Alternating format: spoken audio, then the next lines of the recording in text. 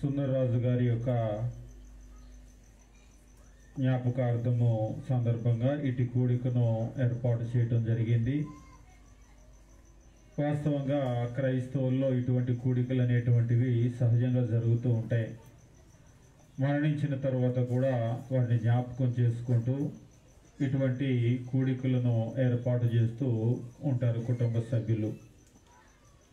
అయితే మానవ జీవితం యొక్క అంతమును గురించి ఆలోచన చేసినప్పుడు ఈ లోకము చాలా నిరాశలో నిస్పృహలో మిగిలిపోతూ ఉంటుంది.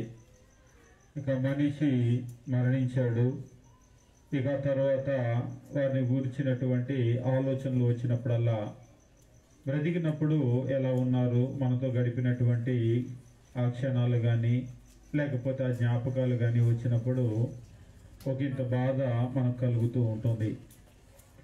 అయితే మనిషి తన యొక్క జీవితంలో ప్రయాసను గనక చూసినట్లయితే మనిషి తాను కష్టపడేటువంటి దానిలో అత్యధికము తను ఈ భూమి మీద జీవించి ఉండటానికే వెచ్చిస్తూ ఉంటాడు.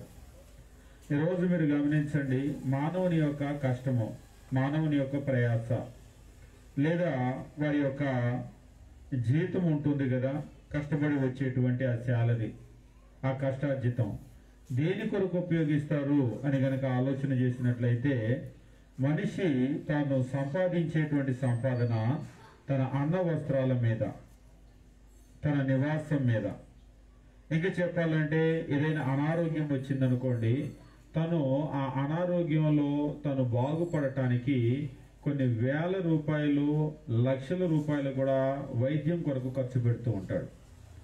లేదండి నాకు ఎప్పుడైనా అనారోగ్యం వచ్చినా నేనేం పట్టించుకోలేదు, వదిలేశాను అనే వాళ్ళు ఎవరైనా ఉంటే చెయ్యొద్దండి. ఇక్కడ నాకు ఎప్పుడు అనారోగ్యం వచ్చినా డోంట్ కేర్ అన్నట్టుగా వదిలేస్తాను, ఒక్క రూపాయి కూడా ఖర్చు పెట్టను అనే వాళ్ళు ఎవరైనా ఉన్నారా? అలా గనుక ఉంటే అసలు ఈ వైద్య శాస్త్రమే అక్కర్లేదు, మెడికల్ షాపులు అక్కర్లేదు, డాక్టర్లు అక్కర్లేదు, డాక్టర్ కోర్సులు అక్కర్లేదు. ఈరోజు మీరు చూడండి, ఇంకా రాను రాను ఏమవుతుందంటే వైద్యం అనేటువంటిది అభివృద్ధి చెందుతూ అనేకమైనటువంటి టెక్నాలజికల్ ఇంప్రూవ్మెంట్స్, ఒకప్పటి కంటే కూడా ఇప్పుడు వైద్యం చాలా ఖరీదైపోయింది. వేల రూపాయలు, లక్షల రూపాయలు దాని కొరకు వెచ్చించాల్సినటువంటి పరిస్థితి. ఎంత ఖర్చు పెట్టినప్పటికీ కూడా మానవ జీవితం అనేటువంటిది ఏదో ఒక రోజు ముగియవలసిందే. ఎంతకాలం మనం జీవించినప్పటికీ కూడా ఏదో ఒక రోజు ముగియవలసినటువంటి జీవితమే అని మనలో తెలియనటువంటి వారెవరు కూడా లేరు. ఖచ్చితంగా మనందరికీ కూడా తెలుసు, ఏదో ఒక రోజు మన జీవితం ముగియాల్సిందే. కానీ ఈ జీవితము ఇంకా కొద్ది కాలము మనం పెంచుకోవడానికి ఏం చేస్తూ ఉంటామంటే చాలా ఖర్చు పెడుతూ ఉంటాం. అయితే మానవ జీవితము అయిపోయిన తర్వాత, అంటే మరణించిన తర్వాత ఏం జరుగుతుంది అనేటువంటి వాస్తవాన్ని మానవుడు తెలుసుకోవాలని చాలా ప్రయత్నం చేశాడు. మీరు మొదటి నుంచి కనుక గమనించినట్లయితే మనిషికి అసలు ఏం జరుగుతుంది, మనిషి మరణం తర్వాత ఏం జరుగుతుంది, ఈ విషయాలన్నింటినీ కూడా తెలుసుకోవాలని చాలా ప్రయత్నం చేశాడు. కానీ చెప్పేటువంటి వాళ్ళు ఎవరుంటారు? ఉదాహరణకి మరి విజయవాడ, నేను కన్నడ నేర్చుకుందామని ప్రయత్నం చేశాను అనుకోండి, నాకు రాదు. కన్నడ నేర్చుకుందామని విజయవాడలో ప్రయత్నం చేశాం అనుకోండి, ఎవరినైనా ట్యూషన్ చెప్పమంటే ఎవరు చెప్తారు? చెప్పేవాళ్ళు ఎవరైనా ఉంటారా? చెప్పాలంటే ఎవరు చెప్పాలి? కన్నడ తెలిసిన వాళ్ళకనే చెప్పాలి. నాతోటి తెలియని వాళ్ళ దగ్గరికి వెళ్ళి నాకు నేర్పు అంటే నేర్పగలరా? నాకు తెలియదు, మనందరం కలిసి తెలిసిన వాళ్ళ దగ్గర నేర్చుకుందాం అని అంటారు. అంటే దేని గురించి మాట్లాడుతున్నానంటే మరణించిన తర్వాత ఏం జరుగుతుంది అనేటువంటిది మనిషి నేర్చుకోవాలన్న ఆలోచన ఉంది. కానీ ఎవరు నేర్పగలరు దాన్ని? తెలిసిన వాళ్ళు ఎవరైనా ఉంటే నేర్పగలరు. మానవులు అన్వేషణ చేశారు, కానీ నేర్పగలిగినటువంటి వాళ్ళు ఎవరు అంటే అందరూ కూడా మనుషులు. ఏ మనిషికి కూడా మనిషి మరణించిన తర్వాత ఏం జరుగుతుందో తెలియదు. దాన్ని తెలియజేయగలిగినటువంటి వాళ్ళు ఎవరున్నారు అంటే ఈ భూమి మీద మానవుడిని పంపినటువంటి దేవుడు మాత్రమే చెప్పగలడు. మరి మానవుడికి ఎంతవరకు తెలుసు అంటే మనం చనిపోయిన తర్వాత తీసుకుని వెళ్ళి సమాధి చేస్తూ ఉంటాం కదా, అంతవరకు మాత్రమే తెలుసు. ఇక సమాధి తర్వాత ఏం జరుగుతుంది అని చెప్పినటువంటి గ్రంథం ఏదైనా ఉంది అంటే అది బైబిల్ గ్రంథం మాత్రమే. మీరు ప్రపంచంలో చాలా మత గ్రంథాలు ఉన్నాయి, కానీ మరణము తరువాత విషయాలు చాలా క్లియర్ గా చెప్పినటువంటి గ్రంథము బైబిల్ గ్రంథమే. ఉదాహరణకి ఆదికాండం మనం గమనించినప్పుడు 15వ అధ్యాయము మనం చూసినట్లయితే దేవుని వాక్యం రీతిగా తెలియజేస్తూ ఉంటుంది. గమనించండి, ఆదికాండము 15వ అధ్యాయము 15వ వచనము దేవుడు మాట్లాడుతూ అబ్రహాముతో ఈ రీతిగా తెలియజేస్తూ ఉంటాడు. నీవు క్షేమముగా నీ పితరుల యొద్దకు పోయేదవు, మంచి వృద్ధాప్యమందు పాతి పెట్టకూడదు. నీవు క్షేమముగా నీ పితరుల యొద్దకు పోయేదవు అంటే అబ్రహాం యొక్క మరణాన్ని గురించి దేవుడు ముందే చెప్పాడు. మంచి వృద్ధాప్యమందు నువ్వు పాతి పెట్టకూడదు అంటే ఆయన వృద్ధాప్యం వచ్చిన తర్వాత చనిపోతాడు అని. నిజంగానే అబ్రహాం అలాగనే మంచి వృద్ధాప్యం వచ్చింది. మంచి వృద్ధాప్యం వచ్చిన తర్వాత అతడు చనిపోయాడు. ఆదికాండము 25వ అధ్యాయం మనం గమనించినప్పుడు 7-8 వచనాలు మనం చదువుకుందాం. అబ్రహాము బ్రతికిన సంవత్సరములు 175. అబ్రహాము నిండు వృద్ధాప్యమునకు వచ్చిన వాడై మంచి ముసలితనమున ప్రాణం విడిచి మృతి పొంది. బాగా గమనించండి, అబ్రహాము బ్రతికినటువంటి సంవత్సరాలు 175 సంవత్సరాలు. ఇప్పుడు 175 సంవత్సరాల వయసు వచ్చినప్పుడు ఏం చేశాడంటే నిండు వృద్ధాప్యమునకు వచ్చిన వాడై మంచి ముసలితనమున ప్రాణం విడిచి మృతి నొంది తన పితరుల యొద్దకు చేర్చబడిను. ఇక్కడ 3 విషయాలు బాగా గమనించండి. మంచి వృద్ధాప్యానికి వచ్చిన తర్వాత ఏం జరిగిందంటే, ఒకటి ప్రాణం విడిచాడు. ప్రాణం విడిస్తే ఏం జరుగుతుంది? చనిపోతారు. మృతి నొందిన తర్వాత ఏం జరిగింది? పితరుల యొద్దకు చేర్చబడ్డాడు. అంటే మరణించిన తర్వాత ఆయన ఎక్కడికి వెళ్ళాడట? పితరుల దగ్గరికి చేర్చబడ్డాడు. ఒకవేళ బైబిల్కు కొంచెం బాగా తెలిసినటువంటి వాళ్ళకైతే ఒక ప్రశ్న వస్తుంది, అబ్రహాము యొక్క పితరులు ఎక్కడున్నారు? అబ్రహాము కల్దీయ దేశము నుంచి దేవుడు రమ్మని చెప్పేసి పిలిస్తే వాగ్దాన దేశానికి వచ్చినటువంటి వాడు, అంటే ఆ కనాను దేశానికి వచ్చాడు. ఆయన మృతి నొందింది కనాను దేశంలో, పాతి పెట్టబడింది కనాను దేశంలో. కానీ అబ్రహాము యొక్క పితరులందరూ కూడా ఎక్కడున్నారు? కొన్ని వందల వేల మైళ్ళ అవతల కల్దీయ దేశంలో వాళ్ళు మరణించి అక్కడ పాతి పెట్టబడ్డారు. ఉదాహరణకు మనం ఏం చేస్తూ ఉంటామంటే, చనిపోయిన తర్వాత మన తల్లిదండ్రులను పూర్వీకులను ఎక్కడ సమాధిలో పెట్టారో, మనం ఏ ఊర్లో చనిపోయినా మళ్ళీ చేస్తారా? ఉదాహరణకు అమెరికా వెళ్ళి ఎవరైనా చనిపోయారు అనుకోండి, అక్కడే పెట్టేస్తారా? ఏం చేస్తారు? మరలా అక్కడి నుంచి కూడా ఫ్లైట్ లో ఆ డెడ్ బాడీని ఏం చేస్తారంటే ఇండియా చేస్తారు. ఇండియా తెచ్చి కూడా మళ్ళీ వాళ్ళది ఏ రాష్ట్రమో ఏ ఊరో అక్కడికి తెచ్చి వాళ్ళ పితరులందరూ కూడా ఎక్కడ సమాధిలో పెట్టారో అక్కడికి తీసుకుని వెళ్ళి పెడుతూ ఉంటారు. గమనించారా? అంటే పితరుల దగ్గరికి చేర్చబట్టం అంటే దీని గురించి మాట్లాడుతున్నాడా? మరి ఏమిటది? అలాగైతే అబ్రహాం పితరుల దగ్గరకు చేరలేదు. ఎందుకంటే పితరులందరూ కూడా కల్దీయ దేశంలో పాతి పెట్టబడ్డారు. అబ్రహాము కనాను దేశంలో పాతి పెట్టబడ్డాడు. వాళ్ళ శరీరాల దగ్గరకు ఈయన మృతి పొందినటువంటి శరీరం వెళ్ళలేదు. మరి ఏం వెళ్ళింది? మానవునికి మరణం అనంతరము జీవితం ఉంది అనేటువంటిది ఈ వాక్యంలో దేవుడు తెలియజేస్తూ ఉన్నాడు. ఉదాహరణకు ప్రసంగి గ్రంథం 12వ అధ్యాయము 7వ వచనం మనం గమనించినప్పుడు దేవుని వాక్యం ఈ రీతిగా తెలియజేస్తూ ఉంటాడు. ఏమనంటాడంటే, మన్నైనది వెనుకటి వలనే మరల భూమికి చేరును, ఆత్మ దాని దయచేసిన దేవుని యొద్దకు మరల పోవును. మన్నుకు వెళ్ళిపోతుంది. ఇప్పుడు అబ్రహామును కూడా ఏం చేశారంటే ఆ కనాను దేశంలో పాతి పెట్టారు. మన్నుకు వెళ్ళిపోయింది శరీరము. కానీ ఆత్మ ఏమైపోయింది? ఆత్మ దాని దయచేసిన దేవుని యొద్దకు మరల పోవును. అబ్రహామే కాదు, ఆయన పితరులందరూ కూడా ఏమైపోయారంటే ఈ భూమిని విడిచిపెట్టి ఆత్మలన్నీ కూడా వెళ్ళిపోయినాయి. ఈ ప్రపంచంలో ఉన్నటువంటి ప్రతి మనిషి యొక్క ఆత్మ కూడా ఈ భూమిని విడిచిపెట్టి వెళ్ళిపోతుంది. కొందరు ఏమనుకుంటారంటే సమాధుల్లోనే తిరుగుతూ ఉంటాయి, ఇంకా కోరికలు సావుగా నా మీద ప్రేమ సావుగా ఇంటి చుట్టూ తిరుగుతూ ఉంది అని అనుకుంటూ ఉంటారు. మొన్న మధ్య కూడా ఒక సహోదరుడు ఫోన్ చేసి, మా ఊర్లో దెయ్యాలని బాగా నమ్ముతున్నారన్నా, కొంచెం వాళ్ళకి వాక్యం చెప్పాలి అని చెప్పేసి అన్నాడు. నిజం మీకు తెలుసో లేదో, మనిషి దేవుడిని నమ్ముతాడు లేదు కానీ దెయ్యాన్ని బాగా నమ్ముతాడు. నా చుట్టే తిరుగుతుంది, మా ఇంటి చుట్టూ తిరుగుతుంది అని చెప్పేసి. దేవునికి భయపడతాడో లేదో కానీ దయ్యం అంటే మాత్రం బాగా భయపడతాడు. కానీ నిజమేమిటంటే మరణించినటువంటి ఏ మనిషి యొక్క ఆత్మ ఈ భూమి మీద ఉండేదానికి అవకాశం లేదు. మరి ఎక్కడికి వెళ్ళిపోతారు వాళ్ళందరూ కూడా? మన్నుకు వెళ్ళిపోతుంది. అంటే మనము సమాధి కార్యక్రమం చేస్తాం కదా, ఆత్మ దాన్ని దయచేసిన దేవుని యొద్దకు వెళ్ళిపోతుంది. అంటే బైబిల్ ఏం చెప్తూ ఉన్నాడంటే మానవుని ఆత్మ మరణించిన తర్వాత ఇక్కడ ఉండదు, ఈ భూమిని విడిచి వెళ్ళిపోతుంది. అబ్రహాము యొక్క పితరులందరూ కూడా వెళ్ళిపోయారు, అబ్రహాము కూడా వెళ్ళిపోయాడు, వెళ్ళిపోయి అక్కడికి చేర్చబడ్డాడు. ఉదాహరణకు మనం ఈ కూడిక ఏర్పాటు చేశాం, సుందర్ రాజు గారు కూడా ఈ భూమిని విడిచిపెట్టి వెళ్ళిపోయారు. ఇప్పుడు మనం ఏం చేస్తూ ఉంటామంటే ఈ భూమి మీద బ్రతికున్నటువంటి వాళ్ళము జ్ఞాపకం చేసుకుంటూ ఉంటాం. దానివల్ల ఏమిటి ఉపయోగం? కొందరు అనుకుంటూ ఉంటారు, ఏమిటి ఉపయోగం, ఇదంతా చాలా సెంటిమెంటల్ గా ఉంది అని అనుకుంటూ ఉంటారు. అయితే ఇలాగ మనం జ్ఞాపకం చేసుకోవటం వల్ల ఉపయోగం ఏమైనా ఉందా? ప్రసంగి గ్రంథం మనం చదివేటప్పుడు జ్ఞాని అయినటువంటి సొలొమోను దీని గురించి ఒక విషయాన్ని తెలియజేస్తూ ఉంటాడు. ఉదాహరణకు ప్రసంగి గ్రంథాన్ని కనుక మీరు గమనించినట్లయితే మానవునికి ఉన్నటువంటి దీవెన గురించి అంటే మేలును గురించి మాట్లాడుతూ 7వ అధ్యాయం మనం చూసినట్లయితే 2వ వచనములో విందు జరుగుతున్న ఇంటికి పోవుట కంటే ప్రలాపించుచున్న వారి ఇంటికి పోవుట మేలు. ప్రలాపించుచున్న ఇంటికి అంటే దేని గురించినటువంటి ప్రలాపం అంటే మరణము. ఏ ఇంట్లో అయితే మరణిస్తారో మరణించినప్పుడు జరిగేటువంటి ప్రలాపాన్ని గురించి మాట్లాడుతూ ఉన్నాడు. అటువంటి ఇంటికి వెళ్తే మీకేమవుతుంది? కొంతమంది మరణించినప్పుడు రాలేరు, దూరంగానే ఉంటారు. దగ్గరకు వచ్చి ఆ యొక్క శరీరాన్ని చూడమంటే కూడా చూడరు.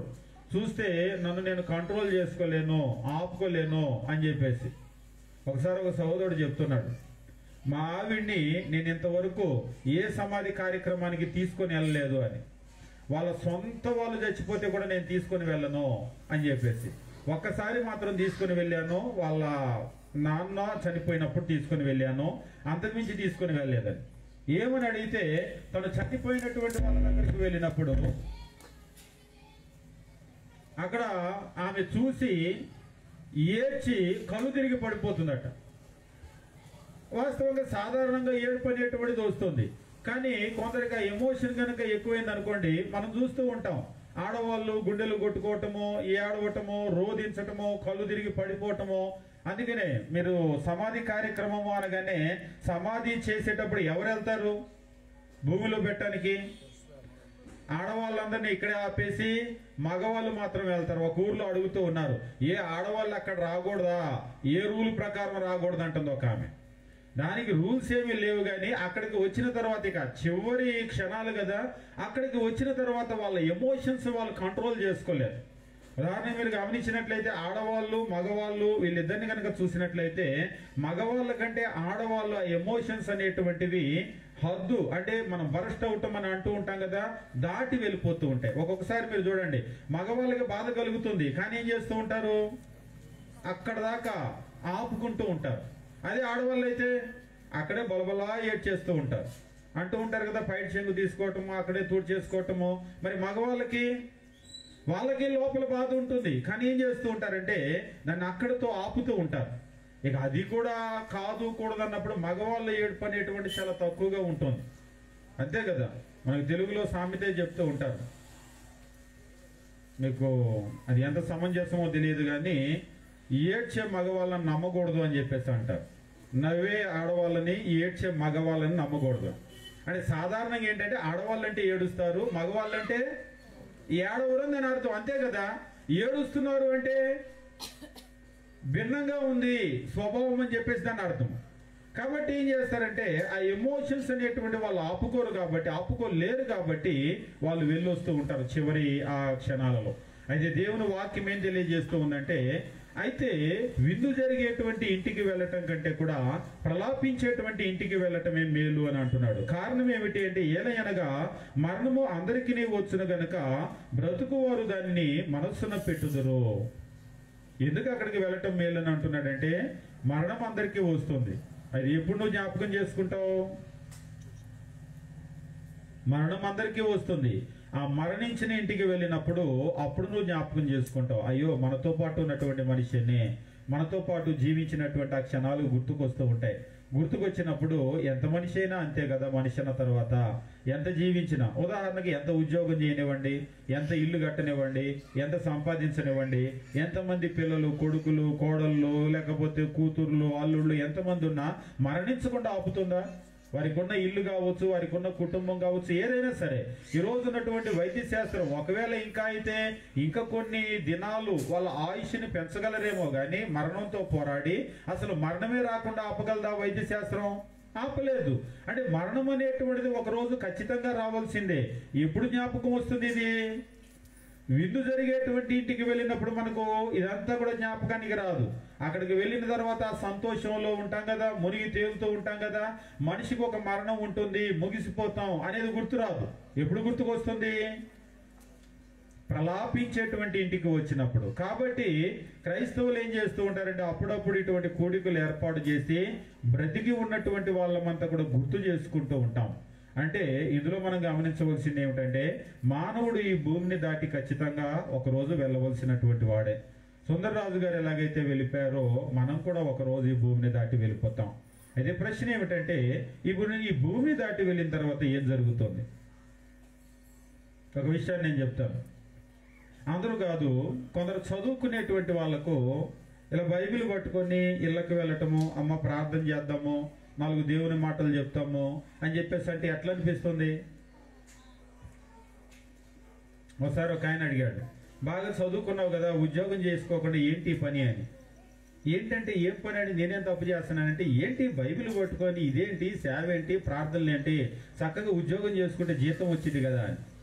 ఆయనకి ఎట్లా అనిపిస్తుంది అంటే ఈ బైబిల్ పట్టుకొని తిరగటం అంటే ఏంటి పని బాట లేని పని, అక్కడికి ఇక్కడికి వెళ్తే 4 చందాలు వస్తాయి దానికోసమేనా, అందుకంటే జీతం వచ్చింది కదా అన్నట్టు మాట్లాడుతున్నాడు. అవును, ఈ రోజుల్లో కూడా కొంతమంది లేకపోలేదు. వాళ్ళు ఏమనుకుంటారంటే ఈ రీతిగా ప్రార్థన చేద్దాము లేదా 4 దేవుని మాటలు చెప్తాము, అమ్మ వినండి, అయ్యా వినండి అంటే వాళ్ళకి ఎట్లా అనిపిస్తుంది? ఇదంతా అనవసరమైనటువంటి కార్యం అన్నట్లుగా. ఇలాగనే ఒక ఇంటికి వెళ్ళి ఒక సేవకుడు దేవుని మాటలు ఎప్పుడో చెప్పటమో ప్రార్థన చేస్తూ ఉండటమో ఒక కొడుకు చూస్తూ ఉన్నాడు. చూసి ఆయన అనుకుంటూ ఉన్నాడు, ఈ పాస్టర్ ఎవడో గానీ మా అమ్మను బాగా మాయ చేస్తున్నాడు, వీళ్ళకి అసలు పని బాట లేదు అని చెప్పేసి పాస్టర్ గారి దగ్గరికి వచ్చి ఏదైనా పనికొచ్చే పని చేసుకోవచ్చు కదండి, ఏంటి ప్రార్థనలు ఏంటి, టైం వేస్ట్ ఏంటి అని చెప్పేసి అన్నాడు. అయితే పాప మా పాస్టర్ గారు ఏం మాట్లాడలేదు, వెళ్ళిపోయాడు. తర్వాత ఎట్లయినా ఈ అబ్బాయికి డాక్టర్ చదువుకునే ఆ అబ్బాయికి అర్థమయ్యేటట్లు చెప్పాలి అనుకున్నాడు. మళ్ళీ ఒకసారి వచ్చినప్పుడు ఆ డాక్టర్ చదివేటువంటి కుర్రోడు ఉన్నాడు. అబ్బాయి, బాబు నాయన ఒకసారి ఎట్రా అంటే వచ్చాడు. ఏంటి నాయన ఏం చదువుతున్నావు నువ్వు అంటే, ఎంబీబీఎస్ అని అంటారులేండి, అదంతా మీకు తెలియదు, అది చదువుతున్నాను నేను, అది చదివితే డాక్టర్ అవుతాను నేను అంటున్నాడు. సరే అయ్యా, మరి డాక్టర్ అయ్యి ఏం చేస్తావయ్యా అని అన్నాడు. డాక్టర్ అయిన తర్వాత ఏం చేస్తారండి, హాస్పిటల్ పెడతాను, వచ్చే పేషెంట్లందరినీ రోగులను చూస్తాను.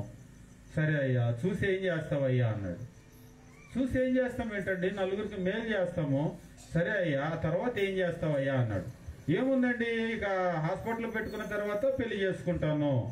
సరే అయ్యా, పెళ్లి చేసుకుని ఏం చేస్తావయ్యా అన్నాడు. పెళ్లి చేసుకుని ఏం చేస్తామండి, పిల్లల్ని కంటాను అన్నాడు. సరే అయ్యా, పిల్లల్ని కానీ ఏం చేస్తావయ్యా అన్నాడు. ఇవాళ నన్ను ఇబ్బంది పెట్టాలని డిసైడ్ అయ్యి వచ్చినట్టున్నాడు. పిల్లల్ని కన్నాక ఏం చేస్తానండి, పెంచి పెద్దవాళ్ళని చేస్తాను అన్నాడు. పెంచి పెద్దవాళ్ళని చేసి ఏం చేస్తావయ్యా అన్నాడు. పెళ్లిళ్ళు చేస్తానండి వాళ్ళకి అన్నాడు. సరే పెళ్లిళ్ళు చేశాక ఏం చేస్తావయ్యా అంటే, ఏం చేస్తానండి, ఒక రోజు వచ్చింది నేను చేస్తాను అన్నాడు. సరే అయ్యా, సత్యాకి ఏం చేస్తావయ్యా అన్నాడు. సత్యాకి ఏం చేస్తారండి, సత్యాకి ఇంకేం చేస్తానండి, చేయాల్సినంత అప్పుడు దాకా చేశాక సత్యాకి ఇంకేం చేసేది లేదండి అని అన్నాడు. సత్యాక ఏం చేస్తారు అనేటువంటిది ఎవరికైనా తెలుసా? తెలియదు, అది ఎక్కడ లేదు కదా. ఆయన అంటూ ఉన్నాడు, సత్యాక ఏం చేస్తామో ఎవరికి తెలుసండి, ఎవరికి తెలియదు కదా, ఏముంది సత్యాక అంతే అని అంటూ ఉన్నాడు. అవును నిజమే, ఆయన చదివేటువంటి ఆ డాక్టర్ కోర్సులో లేదు. ఆ డాక్టర్ కోర్సులోనే కాదు, ప్రపంచంలో ఉన్నటువంటి ఏ కోర్సులో కూడా లేదు. ఒక డాక్టర్ కానివ్వండి, ఒక ఇంజనీరింగ్ కానివ్వండి, ఒక రాకెట్ సైన్స్ లో కూడా మనిషి మరణించిన తర్వాత ఏమవుతుంది అనేటువంటిది ఎవరికి తెలియదు. ఒకవేళ వాళ్ళు గొప్పగా నేను డాక్టర్, నేను ఇంజనీర్, నాకు రాకెట్ సైన్స్ తెలుసు అని అనొచ్చేమో కానీ నువ్వు మరణించిన తర్వాత ఏం జరుగుతుందో ఏ చదువు కూడా చెప్పలేదు, ఏ పాఠ్య పుస్తకాల్లో కూడా లేదు. మరి ఎక్కడ ఉంది అది? వాళ్ళు అనుకుంటూ ఉన్నారు కదా, ఎందుకు ఈ పుస్తకాన్ని పట్టుకొని అమ్మ ప్రార్థన చేస్తాం, అమ్మ 4 దేవుని మాటలు చెప్తామని అంటూ ఉన్నారు కదా. అది ఇందులో ఉంది. అది నువ్వు మరణించిన తర్వాత ఏమవుతుంది అనేది నాయన ఇదిగో ఇందులో ఉంది. అదేనయ్యా మేము చెప్పేది జనాలకి. అంటే మీకు ఏ విషయం అయితే తెలియదో ఆ విషయాన్ని మేము చెప్తూ ఉన్నాం. కానీ మీరేమనుకుంటున్నారు, దాన్ని అనవసరంగా ఎందుకు ఈ యొక్క ప్రయాస, మాకులాగా ఏదన్నా పనికొచ్చే పని చేయరాదండి అని అంటూ ఉన్నారు. కాబట్టి మానవుని జీవితం అనేటువంటిది మీరు గమనించినప్పుడు మానవుడు ఎంత ప్రయాసపడినా ప్రయాస అంతా కూడా ఏమిటి అంటే వారి అన్న వస్త్రాల కొరకు, లేదంటే వారి నివాసం కొరకు, లేదంటే ఇంకా కొంతకాలం ఈ భూమి మీద జీవించడానికి వారి యొక్క కష్టార్జితాన్ని అంతా కూడా ఖర్చు పెడుతూ ఉంటారు. కానీ నిజమేమిటంటే నువ్వు ఎంత బాగా బ్రతికినా ఎంత ఖర్చు పెట్టినా ఒకరోజు నీ జీవితం ముగియాల్సిందే. ముగిసిన తర్వాత నీకేం జరుగుతుంది అనేటువంటిది నీకు తెలియదు. కానీ ముగిసిన తర్వాత కూడా మానవునికి జీవితం ఉంది అనేటువంటిది నిజం. బైబిల్ గ్రంథంలో మనం గమనించినప్పుడు యోహాను సువార్త 5వ అధ్యాయము 28వ వచనాన్ని మనం గమనించినప్పుడు దేవుని వాక్యం ఈ రీతిగా తెలియజేస్తూ ఉంది. క్రైస్తవ జీవితం యొక్క నిరీక్షణ ఏమిటి అంటే యోహాను సువార్త 5వ అధ్యాయము 28, 29 వచనాలు. దీనికి ఆశ్చర్యపడకుడి, ఒక కాలం వచ్చుచున్నది, ఆ కాలమున సమాధుల్లో ఉన్న వారందరూ ఆయన శబ్దం విని మేలు చేసిన వారు జీవ పునరుత్థానమునకును కీడు చేసిన వారు తీర్పు పునరుత్థానమునకును బయటికి వచ్చెదరు. సమాధుల్లో ఉన్నవారు బయటికి వచ్చెదరు. ఈ మాట వింటే మీకు ఎలా అనిపిస్తుంది? సమాధుల్లో ఉన్నవారు బయటికి వచ్చేదరు. నమసక్యం అవుతుందా? అందుకనే మనలాంటి వాళ్ళు నమ్మరనే ముందే చెప్పాడు క్రీస్తు ప్రభు. దీనికి ఆశ్చర్యపడకుడి, ఒక కాలం వచ్చుచున్నది. అవును, నిజమే, ఆశ్చర్యమే. మానవుణ్ణి దేవుడు ఎలా చేశాడు అనేటువంటి తెలిస్తే ఆశ్చర్యమే. నేల మంటితో నరుడు నిర్మించి వాని నాసికారంధ్రముల్లో జీవవాయువు ఊదినప్పుడు నరుడు జీవించే ఆత్మ అయ్యాడు. ఆశ్చర్యమే. దేవుడు ఒక స్త్రీని ఎలా చేశాడంటే ఆశ్చర్యమే. ఆదాముకు గాఢ నిద్ర కలుగజేసి అతని ప్రకటెముకను తీసి ఒక స్త్రీనిగా నిర్మించాడు. ఇది నిజంగా ఆశ్చర్యమే. అంతేకాదు, దేవుని సృష్టిని మీరు ఆలోచన చేసినప్పుడు ప్రతిదీ ఆశ్చర్యమే. మానవుడు మరణము ముగింపు అని అనుకుంటున్నాం కదా, ముగింపు కానే కాదు. మరి ఏమిటి అంటే రాబోయే జీవితం యొక్క ప్రారంభం అది మరణం అనేటువంటిది. కాబట్టి మరణించిన తర్వాత ఏం జరుగుతుందంటే ఒక కాలం వస్తుంది. ఆ కాలమున సమాధుల్లో ఉన్న వారందరూ కూడా ఆయన శబ్దాన్ని వింటారు. ఎప్పుడది అంటే క్రీస్తు ప్రభు యొక్క 2వ రాకడ అని క్రైస్తవులు చెప్తూ ఉన్నారే, ఆ కాలం వస్తుంది. ఆ కాలం కొరకే క్రైస్తవులందరూ కూడా నిరీక్షణతో కనిపెట్టుకుని ఉంటారు. ఎప్పుడు ఆ 2వ రాకడ వస్తుందా, ఆయన రాకడ కాలం ఎప్పుడు వస్తుందా అని కనిపెట్టుకుని ఉంటూ ఉంటారు. ఎందుకు ఆ రాకడ కొరకు అంటే ఆ రాకడలో ఏం జరుగుతుందంటే సమాధుల్లో ఉన్న వారందరూ కూడా ఆయన శబ్దాన్ని విని లేవబోతూ ఉన్నారు. అందరూ అంటే ప్రార్థనకి వెళ్లే వాళ్ళే కాదు, ప్రార్థనకి వెళ్లే వాళ్ళు, వెళ్ళని వాళ్ళు కూడా, క్రీస్తును నమ్మిన వాళ్ళు, నమ్మని వాళ్ళు కూడా లేవబోతూ ఉన్నారు. ఒక ఆయన అంటాడు, దీన్ని నేను నమ్మను అని చెప్పేసి. ఎట్లండి లేస్తారు అని అంటాడు. మట్టిలో కలిసిపోయింది కదా శరీరము, ఎట్లండి వస్తుంది అని అంటాడు. అవును, అసలు మనిషే లేనప్పుడు మట్టి ముద్దను తీసి మనిషిని చేశాడు. మట్టి ముద్దను తీసి ఏమీ లేని దానిలో నుంచి మనిషిని చేసినప్పుడు ఆ శరీరం వెళ్ళి మట్టిలో కలిసిపోతే తిరిగి వెనక్కి తేవటం కష్టమా? ఏమీ లేనటువంటి మట్టి ముద్దకు ప్రాణం పోయగలిగినటువంటి దేవుడు మరలా ప్రాణాన్ని వెనక్కి రప్పించడం కష్టమేమీ కాదు. బైబిల్లో మనం గమనించినప్పుడు క్రీస్తు ప్రభువుని కనుక చూసినట్లయితే ఆయన జీవించినటువంటి కాలంలో మరణించినటువంటి వాళ్ళను పదే పదే లేపినటువంటి సంఘటనలు మనం చూస్తూ ఉంటాం. అంతేకాదు, క్రీస్తు ప్రభు కూడా మరణించి లేచి ఈ ప్రపంచానికి తన్ను తాను బ్రతికి ఉన్నట్లుగా రుజువు చూపించుకొని వెళ్ళినటువంటి సందర్భాన్ని మనం చూస్తూ ఉంటాం. అంటే అదేమిటి అంటే మరణము తరువాత జీవితం ఉంది అనేటువంటి దానికి క్రీస్తు ప్రభు యొక్క పునరుత్థానమే రుజువై ఉంది. కాబట్టి క్రీస్తు ప్రభు ఏమంటున్నాడంటే ఒక కాలం వస్తుంది, ఆ కాలంలో సమాధుల్లో ఉన్న వారందరూ కూడా లేస్తారు. లేచి ఏం జరుగుతుంది అంటే మేలు చేసిన వారు జీవ పునరుత్థానమునకును కీడు చేసిన వారు తీర్పు పునరుత్థానమునకును బయటికి వచ్చెదరు. అంటే మేలు చేయటము కీడు చేయటము అనేటువంటి దాన్ని బట్టి వారి యొక్క తరువాత తీర్పు ఆధారపడి ఉంటుంది. ఆ తరువాత వారికి దక్కేటువంటి బహుమానం ఆధారపడి ఉంటుంది. అని ఇందులో మనం గమనించవలసినటువంటి అవసరం ఏమిటి అంటే మరణించాము అంటే అంతటితో అయిపోలేదు. మరి ఏం జరుగుతుంది? ఇంకా విపులంగా చెప్పాలంటే కొరింథీయులకు రాసినటువంటి 2వ పత్రిక 10వ అధ్యాయం మనం గమనించినప్పుడు 5వ వచనము, ఈ లేచిన తర్వాత ఏం జరుగుతుంది అనేటువంటి దేవుని వాక్యము ఇక్కడ చాలా డీటెయిల్డ్ గా ఇస్తూ ఉంటాడు. 5వ అధ్యాయము కొరింథీయులకు రాసినటువంటి 2వ పత్రిక 5వ అధ్యాయము 10వ వచనం మనం గమనించినట్లయితే ఇక్కడ చెప్తూ ఉన్నాడు, ఎందుకనగా తాను జరిగించిన క్రియల చొప్పున అవి మంచివైనను సరే చెడ్డవైనను సరే దేహముతో జరిగించిన వాటి ఫలమును ప్రతివాడు పొందినట్లు మనమందరము క్రీస్తు న్యాయపీఠం ఎదుట ప్రత్యక్షము కావలేను. ఏం జరుగుతుంది మరణించిన తరువాత అంటే మనమందరము కూడా సమాధుల్లో నుంచి లేపబడతాం. ఇక్కడ కొన్ని విషయాలు నేను చెప్పి ముందుకు వెళ్ళిపోతాను. ఈరోజు కొందరు అడుగుతూ ఉంటారు, క్రైస్తవులు సమాధి కార్యక్రమం అనగానే మీ అందరికి కూడా తెలుసు కదా. క్రైస్తవుల సమాధి కార్యక్రమం అంటే ఏ ఏ అంశాలు ఉంటాయి?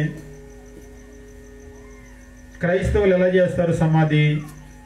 ఒకసారి ఒకరు అడిగారు, ఏమండి క్రైస్తవులు అంటే పెట్టెలో పెడతారు కదా, పెట్టెలో పెట్టాలని ఎక్కడైనా ఉందా బైబిల్లో అని. మీరు ఎప్పుడైనా బైబిల్ చదివినప్పుడు చనిపోయిన తర్వాత శరీరాన్ని పెట్టెలో పెట్టాలని ఎక్కడైనా ఉందా? మరి ఎందుకు పెట్టెలో పెడుతూ ఉంటాం?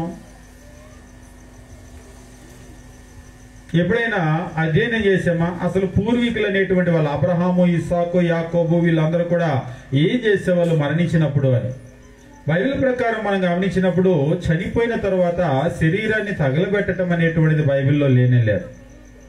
ఏం చేసేవాళ్ళంటే వాళ్ళు ఆ చనిపోయిన తర్వాత ఆ శరీరాన్ని, ఒకవేళ మీరు గమనించినట్లయితే అబ్రహాము తన భార్య అయినటువంటి శారా చనిపోయినటువంటి సందర్భంలో దాని గురించి చాలా స్పష్టంగా తెలియజేస్తూ ఉంటాడు. ఒకసారి మనము బైబిల్ ఆదికాండాన్ని కనుక తిప్పినట్లయితే అక్కడ అబ్రహాము యొక్క భార్య యొక్క మరణము నమోదు చేయబడింది. అబ్రహాము తన భార్య అయినటువంటి శారా చనిపోయినప్పుడు, తర్వాత అబ్రహాం చనిపోయినప్పుడు వారందరూ ఏం చేశారు అనేటువంటి విషయాన్ని తెలియజేస్తూ ఉంటాడు. ఒకసారి మీ బైబిల్ గ్రంథము వెనక్కి తిప్పుకోండి. వెనక్కి తిప్పుకొని ఆదికాండము మనం గనక చూసినట్లయితే ఆదికాండములో 23వ అధ్యాయము శారా చనిపోయినప్పుడు ఏం జరిగింది అనేటువంటి చెప్తూ ఉన్నాడు. 4వ వచనం మనం చూసినప్పుడు ఆదికాండం 23వ అధ్యాయం 4వ వచనం, మీ మధ్య నేను పరదేశిగాను పరవాసిగాను ఉన్నాను. మృతి పొందిన నా భార్య నా కన్నులెదుట ఉండకుండా ఆమెను పాతి పెట్టుటకు మీ తావున నాకు ఒక శ్మశాన భూమిని స్వాస్యముగా ఇయ్యుడని అడగగా, ఏం చేయాలని అంటున్నాడు? నా భార్యను పాతి పెట్టుటకు శ్మశాన భూమిని. ఈ విషయాన్ని గమనించినప్పుడు తెలివిగల వాళ్ళకి అర్థమైపోతూ ఉంటుంది. అంటే శ్మశాన భూమిని అంటే అప్పటికే అబ్రహాముకు చనిపోయినటువంటి వాళ్ళని ఏం చేస్తారు అనేటువంటిది ఆయనకు బాగా తెలుస్తుంది. అంటే అబ్రహాము ఏ కల్దీయ దేశంలో నుంచి వచ్చాడో ఖచ్చితంగా అక్కడ ఆయన చూస్తుంటాడు. ఈవేళ మన ఇళ్ళలో వాళ్ళు చనిపోయారు అనుకోండి, వాళ్ళని ఏం చేయాలి అని చెప్పేసి ఏమి తోచక మనం అందరం కూడా దిక్కుతోచని పరిస్థితిలో ఉంటామా? చనిపోగానే వెంటనే ఏం చేస్తాం? ఎలా తెలిసింది మీకు అని ఆశ్చర్యంగా అడగాల్సిన పని లేదు. ఎలా తెలుసు మనకి? మన ముందు మన తల్లిదండ్రులు, వాళ్ళ ముందు తాత ముత్తాతలు, వాళ్ళ ముందు వాళ్ళ తల్లిదండ్రులు వీళ్ళందరూ చనిపోయినప్పుడు ఏం చేస్తున్నారో చూశారు కదా. ఏం చేస్తున్నాం మనం? ఒకవేళ ఈ భారతదేశంలో కనుక చూసినట్లయితే వాళ్ళ కులాలని బట్టి, మతాలను బట్టి, వాళ్ళ ఆచారాలను బట్టి జరిపిస్తూ ఉంటారు కదా కర్మకాండలు. వాటిని చూస్తూ ఉంటారు.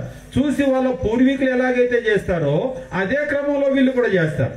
అంటే అబ్రహాము కూడా శ్మశాన భూమిని ఇవ్వండి అంటే, శ్మశాన భూమి అంటే చనిపోయిన వాళ్ళను పాతి పెట్టడానికి భూమి. అంటే ఏం చేసేవాళ్ళు వాళ్ళ పూర్వీకులు? మనం ఇందాకడే చూసాం, అబ్రహాము ఆయన మరణించిన తర్వాత పాతి పెట్టబడి పితరుల యొద్దకు చేర్చబడ్డాడు అని. అంటే పితరుల కార్యక్రమాలు కూడా ఎలా జరిగినాయి? వాళ్ళందరినీ కూడా భూమిలో పాతి పెట్టేటువంటి వాళ్ళు. కాబట్టి ఈ రోజు కూడా కొన్ని వేల సంవత్సరాల క్రితం ఎలాగైతే జరిగిందో చనిపోయిన తర్వాత వాళ్ళను మట్టి తీసి మట్టిలో పాతి పెట్టేవాళ్ళు. దాన్ని వాళ్ళు శ్మశాన భూమి అని చెప్పేసి దానికంటూ దూరంగా, ఊరికి దూరంగా భూమిని ఏర్పాటు చేసుకునేవాళ్ళు. ఇళ్ళ మధ్యలో బెటరు. ఎందుకు బెటరు అనేటువంటి దానికి వేరే కారణాలు ఉన్నాయి, మనకు తెలుసు అవి. కాబట్టి ఆ భూమిలో వాళ్ళని పెట్టేవాళ్ళు. ఇక్కడ ఒక ప్రశ్న వస్తుంది కొందరికి, అవునండి భూమిలో వాళ్ళని ఎందుకు పాతి పెడుతున్నాము అని చెప్పేసి. ఎందుకు పాతి పెడతాం భూమిలో వాళ్ళని? ఒక విత్తనం ఉందనుకోండి, ఏ చెట్టుకైనా సరే విత్తనం ఉంటుంది కదా. చెట్టు రావాలంటే విత్తనం వేస్తాం, అంతే కదా. చెట్టు రావాలంటే మనం విత్తనం తీసుకుని దాన్ని ఏం చేయాలి? బాగా అగ్గిపుల్ల గీసి మంట మండించి ఆ విత్తనాన్ని అగ్గిపుల్ల గీసి ఆ మండిన మంటలో వేయాలా? విత్తనాన్ని తీసుకొని ఆ మండే మంటలో వేసామనుకోండి ఏమవుతుంది? తెల్లారికల్లా అందులోంచి మొలక వస్తుందా? ఖాళీ బూడిద వస్తుందా?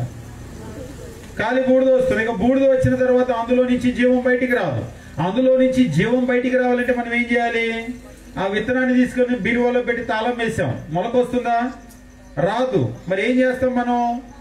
విత్తనంలో నుంచి జీవం మరలా బయటికి రావాలి అంటే మట్టిని తవ్వి ఆ మట్టిలో పాతి పెట్టాలి.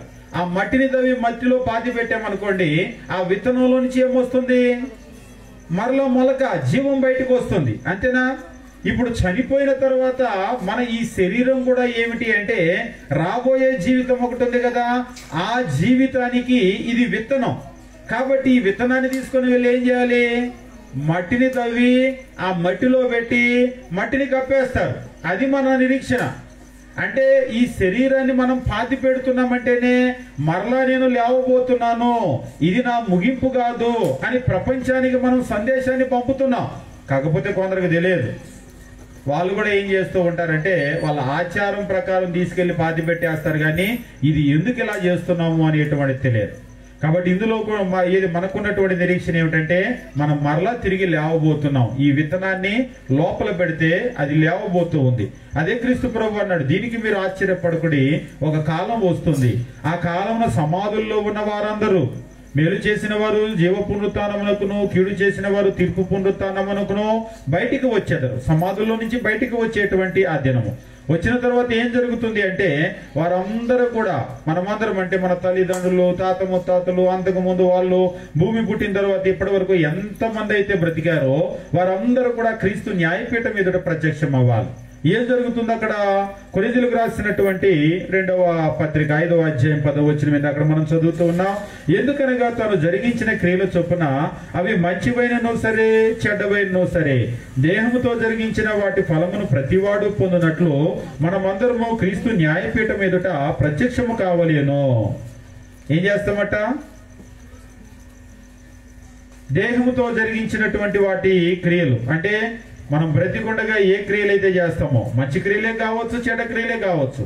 నువ్వు మంచి చేస్తే మంచికి సంబంధించినటువంటి ప్రతిఫలం, నువ్వు చెడు చేస్తే చెడుకు సంబంధించిన ప్రతిఫలం. ఒక ఆయన అంటున్నాడు, నేను మంచి చేయకుండా చెడు చేయకుండా ఉంటే అని. కొంతమంది ఉంటారు ఎవరికి మంచి చేయరు, అట్లనే ఎవరికి చెడు కూడా చేయరు. మరి నాలాంటి వాళ్ళ పరిస్థితి ఏంటి అని అంటున్నాడు. నువ్వు మంచి చేయలేదంటే దాని అర్థం ఏంటి? దేవుని దగ్గర 2 స్థలాలు ఉన్నాయి, ఒకటి పరలోకము, 2 నరకము. మంచి చేసిన వాళ్ళని ఎక్కడ పంపిస్తాడు? పరలోకానికి. చెడు చేసిన వాళ్ళని వీళ్ళు అనుకుంటారు నా బోటోళ్ళకి 3వ స్థలం ఏదైనా ఉంటుందేమో అని అనుకుంటారు. దేవుని దగ్గర 2 స్థలాలు ఉన్నాయి, 3వ స్థలం ఏది లేదు.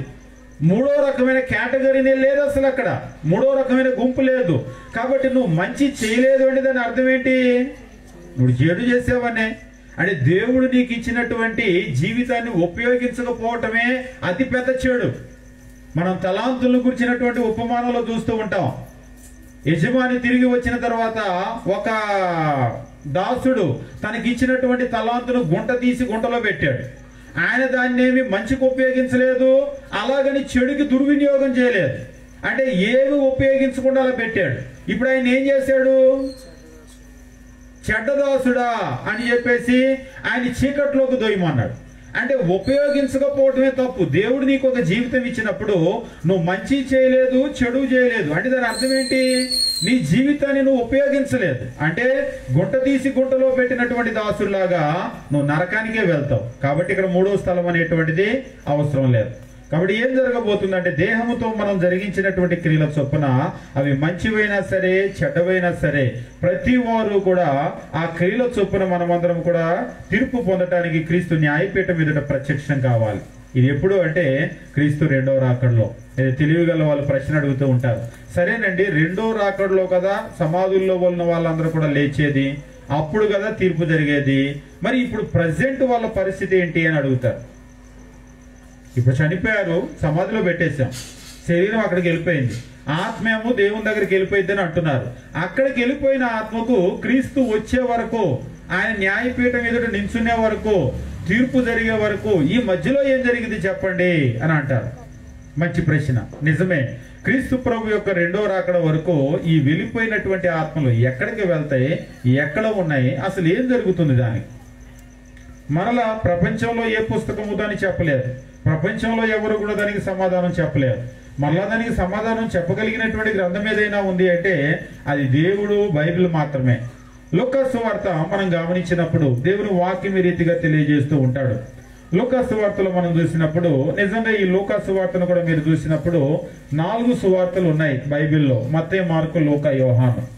ఇందులో కూడా మీరు చూసినట్లయితే ఈ సువార్తలన్నీ కూడా ఒకే వ్యక్తికి ఒకే గుంపుకు వ్రాయబడినటువంటివి కాదు. ఒకసారి ఒక ఆయన అడిగాడు, ఏమండి 4 యేసు క్రీస్తు యొక్క జీవితమే కదా రాసింది, మరి 4 సువార్తలు ఎందుకని?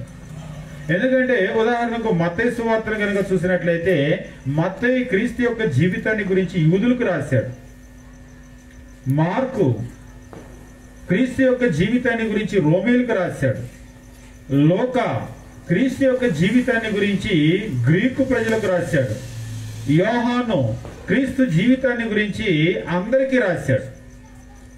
కాబట్టి చూడండి, వాళ్ళ కోణం అనేటువంటిది వ్యత్యాసంగా ఉంది. అంటే ఇప్పుడు మనం మాట్లాడేటప్పుడు కూడా ఎదుటి మనిషిని చూసి మాట్లాడతామా? ఉదాహరణకి చిన్నపిల్లలు ఉన్నారనుకోండి, వాళ్ళతో ఒకలాగా మాట్లాడతాం. పెద్దవాళ్ళు ఉంటే, ఎందుకంటే పెద్దవాళ్ళలాగా చిన్నవాళ్ళు అర్థం చేసుకోలేరు కదా, అందుకనే వాళ్ళని బట్టి మనం మాట్లాడుతూ ఉంటాం. ఒకే విషయాన్ని చెప్పాలన్నా కానీ ఇప్పుడు పెద్దవాళ్ళకి చెప్పినట్లుగా చిన్నవాళ్ళకి చెప్పం, కొంచెం వాళ్ళకి అర్థమయ్యేటట్లుగా చెప్పండి, పిల్లలు కదా అని అంటూ ఉంటాం, అంతే కదా. ఇప్పుడు యూదుల్లాగా గ్రీకులు లేరు, గ్రీకుల్లాగా రోమీలు లేరు. అలాగనే అందరినీ కనుక దృష్టిలో పెట్టుకొని కనుక రాసినట్లయితే యోహాను సువార్త, అందుకనే యోహాను సువార్త మిగిలిన 3 కంటే కూడా భిన్నంగా ఉంటాం. కాబట్టి ఇప్పుడు మనం ఏం గమనిస్తున్నామంటే లూకా సువార్త అనగానే మీకు ఒక విషయం జ్ఞాపకం వచ్చేయాలి. ఎవరికి రాశాడంటే గ్రీకు ప్రజలకు రాశాడు. ప్రపంచంలోనే గ్రీక్స్ అంటేనే చాలా తెలివిగల వాళ్ళు. మీరు చూసినట్లయితే ప్రపంచంలో మీరు చాలా తెలివి కలిగినటువంటి వాళ్ళు సోక్రటీస్ అని ఒక పేరు విని ఉంటారు, అరిస్టాటిల్, ప్లాటో. అంతేకాదు మీరు మ్యాథమెటిక్స్ లో పైథాగరస్ అని చెప్పేసి థియరీ చదువుతూ ఉంటారు. వీళ్ళందరూ కూడా గ్రీక్సే. నిజంగా ప్రపంచానికి జ్ఞానం నేర్పినటువంటి వాళ్ళు అని చెప్పేసి అంటూ ఉంటారు గ్రీక్స్. అవును, వీళ్ళు చాలా తెలివి కలిగినటువంటి వాళ్ళు. వీళ్ళకి రాస్తూ ఏమంటూ ఉన్నాడంటే లూకా సువార్త 16వ అధ్యాయం మనం గమనించినప్పుడు మరణానంతర జీవితం ఏమిటి అనేటువంటిది వీళ్ళకి తెలియజేస్తూ ఉన్నాడు. తెలియజేస్తూ వాస్తవంగా భూమి మీద తెలివి కలిగినటువంటి వాళ్ళందరూ కూడా ఒకే దారిలో వెళ్తూ ఉంటారు. ఏమిటో ఆ దారి చెప్పగలరా? తెలివి గల వాళ్ళందరూ వెళ్ళే దారి ఏమిటి? కఠినమైన ప్రశ్నలాగా ఉంది. మీరు ప్రపంచంలో ఏ భాష అయినా, ఏ కులమైనా, ఏ మతమైనా, ఎక్కడున్న జనాలైనా అంటే మేము తెలివి గల వాళ్ళము అనుకునే వాళ్ళందరూ ఒకే దారిలో వెళ్తారు. ఏ దారి అది? అర్థమైందా?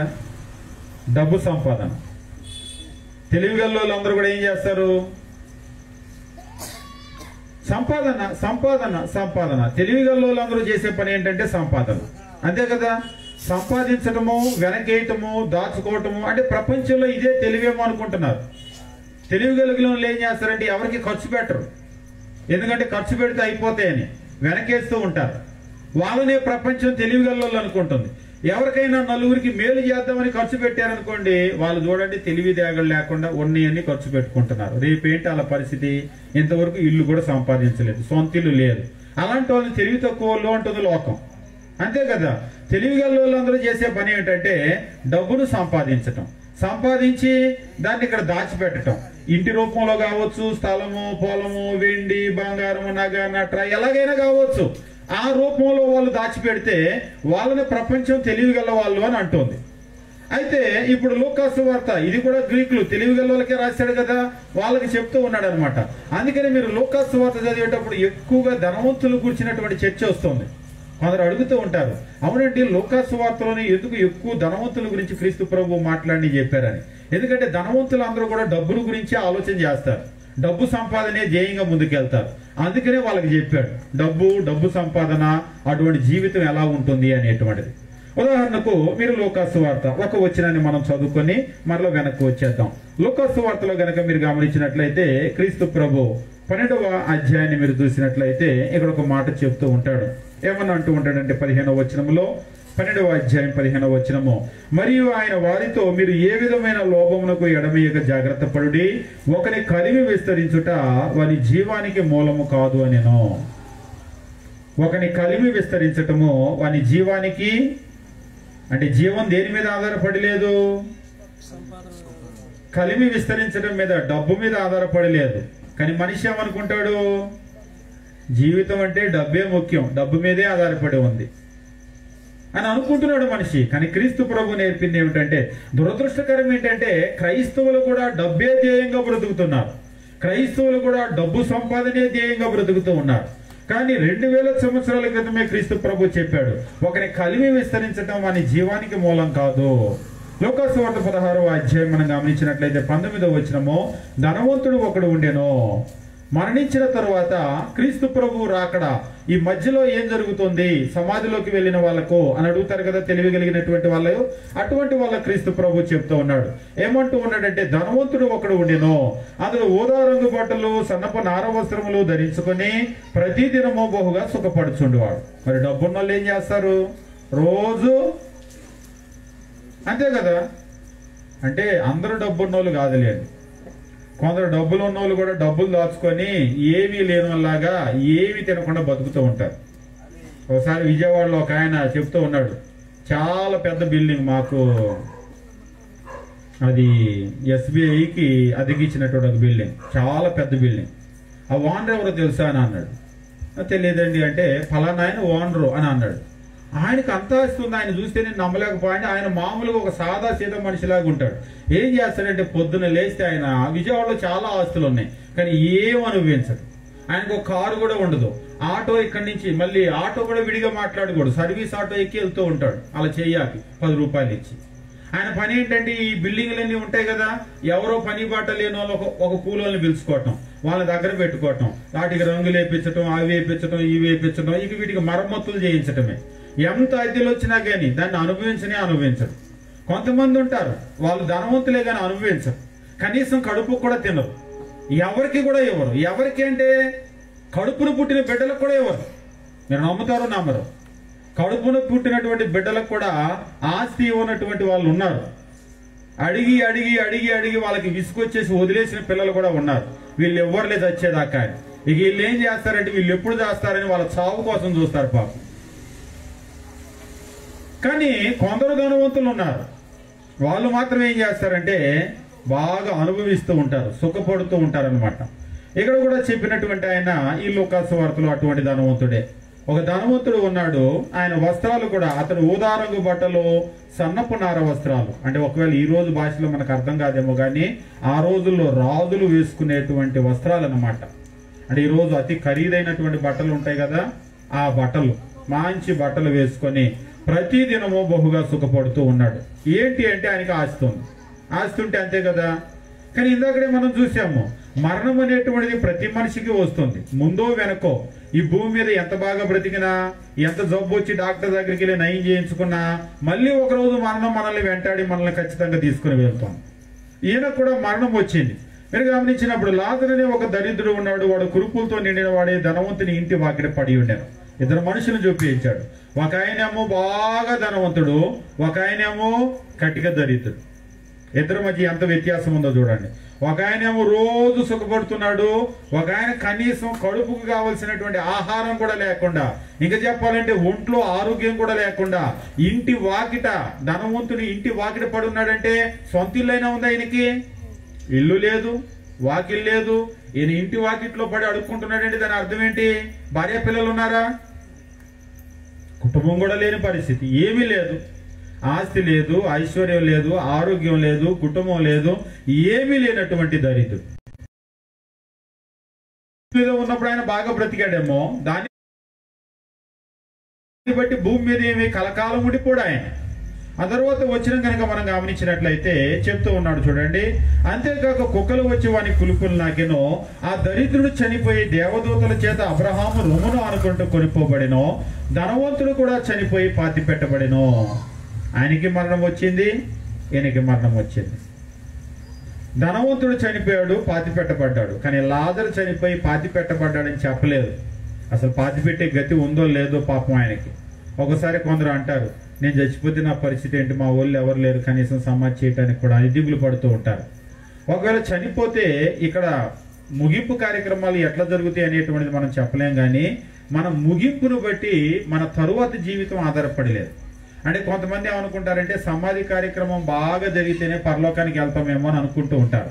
ముఖ్యంగా కొంతమంది అన్య మతాల్లో నుంచి క్రైస్తవ్యంలోకి వచ్చిన తర్వాత సమాధి కార్యక్రమం దగ్గర మాత్రం పెట్టులో పెట్టడానికి క్రైస్తవ సమాధి కార్యక్రమానికి వాళ్ళు ఒప్పుకోరు. వీళ్ళొక్కరు మాత్రం ప్రార్థనకు వస్తారు, వచ్చి సేవకుడు చెబుతారు, అయ్యయ్య నేను చచ్చిపోతే మాత్రం నన్ను పెట్టులో పెట్టి ఇలాగ చేయండి అని. కానీ ఇంట్లో వాళ్ళు మాత్రం చనిపోయిన తర్వాత ఒప్పుకోరు. వీళ్ళకి ఆందోళన అనమాట, అలా గనక నన్ను పెట్టులో పెట్టకపోతే నేను పరలోకానికి వెళ్తానో వెళ్ళను అని. దాని గురించి దిగులు పడాల్సిన అవసరం ఏమీ లేదు. ముగింపు కార్యక్రమం అనేటువంటిది ఎలా జరిగినా అది మన నిత్యత్వాన్ని మాత్రం మార్చలేదు. ఉదాహరణకి యాక్సిడెంట్ లో చనిపోయాం అనుకోండి, అప్పుడు పరిస్థితి ఏంటి? మరి కొందరు అంటూ ఉంటారు మన సమాధి కార్యక్రమం మీద అది ఆధారపడి ఉంది అంటే, మరి యాక్సిడెంట్ లో కొందరు చనిపోతూ ఉంటారు, మరి వాళ్ళ పరిస్థితి ఏంటి? అసలు శరీరమే దొరకదు. ప్రణయ గ్రంథం చదివేటప్పుడు అది అర్థమవుతుంది. కాబట్టి దాని గురించి మనకు దిగులేమీ లేదు. ఇక్కడ మనం చూసినప్పుడు ధనవంతుడు చనిపోయాడు, పాతి పెట్టబడ్డాడు, దరిద్రుడు చనిపోయాడు, ఆయన పాతి పెట్టబడ్డాడో లేదో కూడా తెలియదు. కానీ తర్వాత పరిస్థితి ఎలాగ ఉందంటే అని చెప్తూ ఉన్నాడు 23వ వచనము. అప్పుడు అతడు, ధనవంతుడు పాతి పెట్టబడ్డాడు కదా, అప్పుడు అతడు పాతాళములో బాధపడుచు. ఇందుకొరకు మనం ఎక్కడికి వచ్చాం. చనిపోయాడు, పాతి పెట్టబడ్డాడు. సీన్ కట్ చేస్తే నెక్స్ట్ ఎక్కడ స్టార్ట్ అయింది? అప్పుడు అతడు పాతాళంలో బాధపడుతూ, అంటే మరణించిన తర్వాత ఎక్కడికి చేరుతున్నారు వాళ్ళు? ఇందాడు కూడా అబ్రహాము పితరుల యొద్దకు చేర్చబడెను అంటే వాళ్ళు ఊరు వెళ్ళిపోయాడని కాదు, కల్దీ దేశము. ఎక్కడికి? మరణించినటువంటి వాళ్ళందరూ కూడా వెళ్ళేటువంటి స్థలం ఒకటి ఉంది, దాన్నే బైబిల్లో మృతుల లోకము అని చెప్పేసి అంటూ ఉంటాడు. అక్కడికి వెళ్తే ఈ ఆత్మలన్నీ కూడా, దాన్నే తెలుగులో ఏమన్నాడంటే పాతాళము అని రాశాడు. ఒకవేళ మీరు ఆంగ్లంలో ఇంగ్లీష్లో కనుక చూసినట్లయితే హేడీస్ అని చెప్పేసి అంటూ ఉంటాడు. ఈ హేడీస్ అనేటువంటి మాట గ్రీకు మాటకి అర్థం ఏమిటంటే అన్సీన్ వరల్డ్ అని చెప్పేసి అర్థము. అన్సీన్ రియల్మ్ అని చెప్పేసి అంటే కంటికి కనబడినటువంటి ఒక లోకం. ఇప్పుడు ఈ లోకం ఉంది, ఈ లోకం మనందరికి కూడా కనబడుతుంది. ఉదాహరణకి ఈ ప్రాంతం మనమంతా కనబడుతుంది. భౌతికమైనటువంటి లోకము, భౌతికమైన కన్ను చూడగలుగుతుంది. మన లోపల ఒక ఆత్మ ఉంది, కనబడదు. ఆత్మ సంబంధమైనటువంటి లోకం ఒకటి ఉంది, కనబడదు. కానీ మనిషి ఏమనుకుంటాడంటే కనబడితేనే నమ్ముతానని. కనబడితేనే నమ్ముతానంటే నీలో ప్రాణం ఉందనేది నువ్వు ఎప్పటికీ నమ్మలేవు. ఎందుకంటే ప్రాణాన్ని ఎప్పుడు కూడా నువ్వు చూడలేవు కాబట్టి. కాబట్టి మనిషి కంటికి కనబడినటువంటిది ఉంది, కంటికి కనబడినటువంటి ఒక లోకం ఉంది.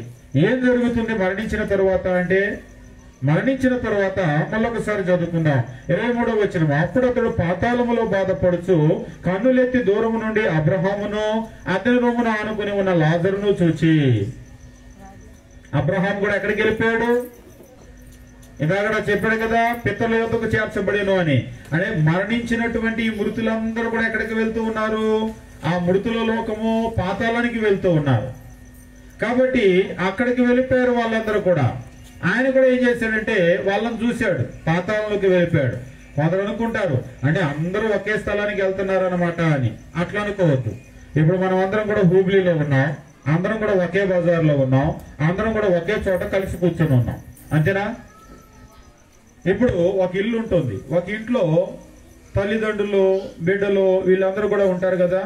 అందరూ కలిసి భోజనం చేస్తూ ఉంటారు, కలిసి ఒకే ఇంట్లో ఉంటారు, కలిసి పెళ్లిళ్ళకో పేరంటాలకో కలిసి బ్రతుకుతూ ఉంటారు. కానీ మరణం అందరికీ ఒకేసారి రాదు, మరణిస్తారు. మరణించిన తర్వాత అందరూ కలిసే ఉంటారా? అంటే భూమి మీద కూడా ఏం చేస్తూ ఉంటారంటే అందరూ కూడా తల్లిదండ్రులు కావచ్చు, పిల్లలు కావచ్చు, చుట్టాలు, బంధువులు, పక్కపక్క ఇల్లులు, పక్కపక్క బజార్లలో ఉంటారు. మీరు ఇల్లు కొనుక్కునేటప్పుడు కూడా మన వాళ్ళు ఎక్కడ ఉన్నారో అక్కడే ఇల్లు కట్టుకుంటాం, వెళ్ళి దగ్గరలోకి వెళ్తాం, అవునా? మరి మరణించిన తర్వాత పరిస్థితి ఏంటి? ఎప్పుడైనా ఆలోచన చేస్తామా అసలు మరణించిన తర్వాత మనిషి ఎక్కడికి వెళ్తాడు, వెళ్ళే ఎన్ని స్థలాలు ఉన్నాయని? ఇక్కడ మనం గమనించినట్లయితే పాతాళము అని చెప్పేసి అన్నాడు కదా, కంటికి కనబడినటువంటి ఒక లోకం ఉంది.